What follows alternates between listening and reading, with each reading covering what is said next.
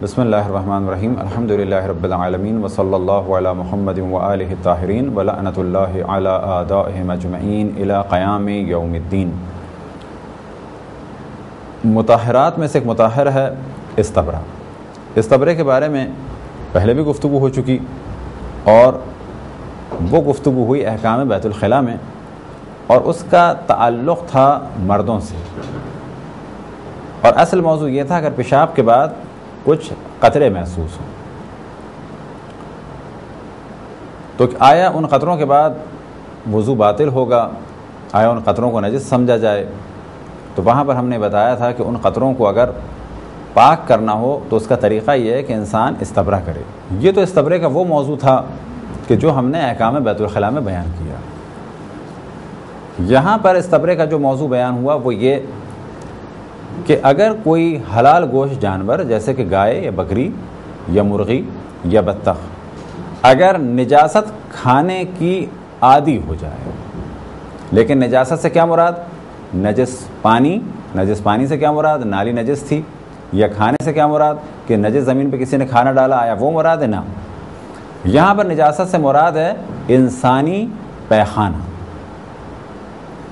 پھر ہم بیان کریں کہ فقہ میں الفاظ بالکل کلیئر بیان کرنے پڑتے ہیں۔ مثال کے طور پہ ہم کہتے ہیں انسانی نجاست تو کسی کے ذہن میں آ سکتا ہے کہ پیشاب۔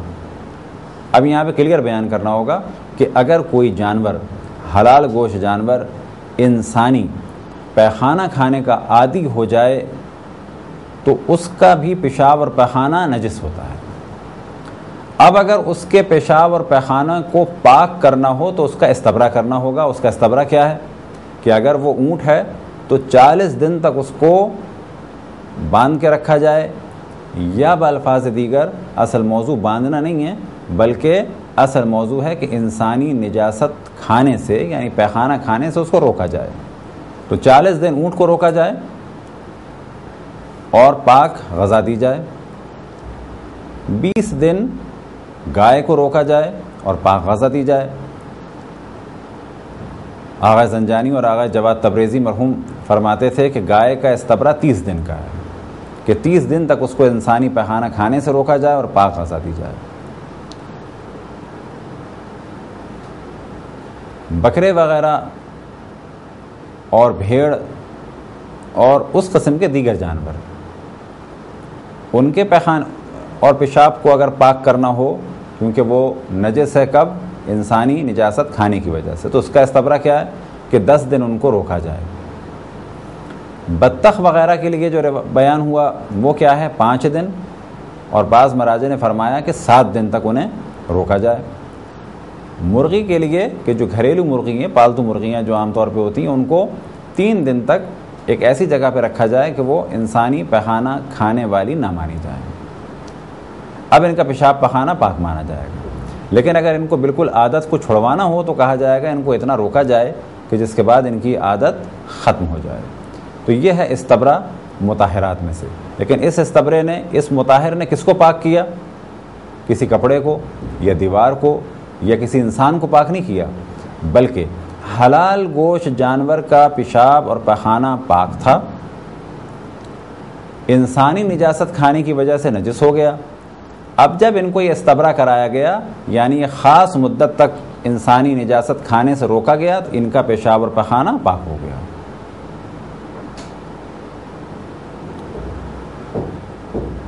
پیشاب اور پخانے کے بارے میں پھر توجہ دلائیں کہ جو مسئلہ ہم نے بیان کیا تھا کہ انسانی پیشاب اور پخانہ نجس ہے، چاہے وہ بچے کا ہو، بڑے کا ہو، مسلمان کا ہو یا کافر کا ہو۔ اب آ جائیں حیوان۔ حیوان میں ہم نے حیوان کو 2 حصوں میں تقسیم کیا۔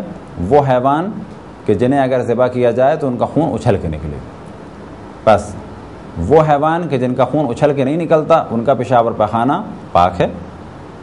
وہ حیوان کہ جن کا خون اچھل کے نکلتا ہے ان کو پھر ہم نے 2 حصوں میں تقسیم کیا کہ جو حلال گوشت ہیں، مثال کے طور پہ گائے، بکری، بھیڑ، مرغی، بطخ، ان کا پیشاب پخانہ پاک ہے، اور جو حرام گوشت ہیں جیسے کہ خرگوش، بلی، کتا اور سور۔ کتے اور سور کے بارے میں تو پہلے بھی توجہ دلائی اور پھر توجہ دلائیں کہ کتے اور سور کے جسم کی ہر چیز نجس ہے، صرف ایک صورت ایسی ہو سکتی ہے کہ جب وہ پاک ہو جائے، وہ کب؟ جب استحالہ ہو جائے، اور اس جانب ہم نے توجہ دلائی تھی کہ استحالے میں کیا ہے کہ کتا یا سور نمک کی کان میں گر جائیں اور ایک طویل مدت گزر جائے اور وہ اتنا کیمیکل ریئیکشن آ جائے کہ اب ان کا گوشت نہ رہے بلکہ نمک بن چکا ہو، یا یہ کہ وہ ہمیں کئی ہزار سال کے بعد ہڈیاں ملیں کتے یا سور کی اور وہ پتھر کے بن چکے ہوں، اب جب وہ پتھر بن جائیں گے تو کہا جائے گا کہ یہ پاک ہو گئے۔ یہ موضوع ہم نے استحالے میں بیان کیا۔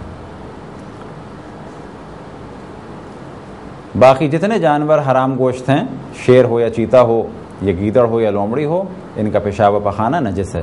بس اس تبرے میں اصل موضوع کیا ہے کہ حلال گوشت جانور اگر انسانی نجاست کھانے کا عادی ہو جائے تو اس کا پیشاب پخانہ نجس ہو جاتا ہے۔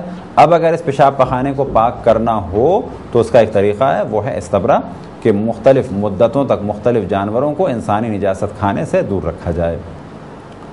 خداوند تبارک و تعالیٰ سے دعا ہے کہ بحق محمد و آل محمد ہمیں اپنے رسول اپنی حجتوں خصوصاً امام زمان علیہ الصلوۃ والسلام کی معرفت اور اطاعت کی توفیق عطا فرمائے۔ وصلی اللہ علی محمد و آلہ الطاہرین۔